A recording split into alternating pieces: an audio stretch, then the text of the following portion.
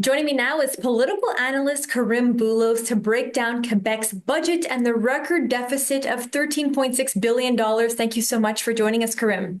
My pleasure. What do you make of the deficit projection and the U.S. tariffs role in all of this? With the new budget projections, we're looking at, hopefully seeing tariffs in the area of 10%. That's what the assumptions are, and not the 25% that Mr. Trump has announced.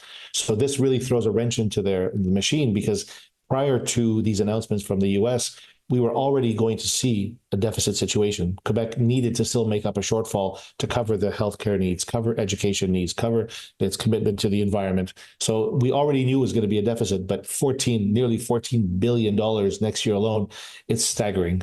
What do you think of the approach of generating revenue from, charging EV owners or maybe changing or abolishing tax credits? It's one of these death by a thousand cuts. It's not any one thing that is damaging. You're seeing little bits of what is considered a luxury vehicle will have a 1% tax, and no more EV breaks if you cross the bridge and have to pay your tolls now compared to before. You're not getting the credit for uh, the environmental credit that was allowed for cars that were, so many cylinders and capacities. And so they're finding little ways to increase small amounts of tax from taxpayers. At the end of the day, we're going to feel it overall because the $39 here and the $65 there and the $130 there, at the end of the year will amount to, $1,000, $1,500 for most Quebec families, which is not a negligible amount.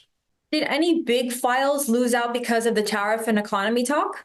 Right now, I think the area of economic development, there's a talk of $11 billion to invest in growing our economy and putting an additional sum aside for major infrastructure projects. Again, we're using 20th century thinking to try to stimulate the economy by just creating work, create bridge projects and tunnels.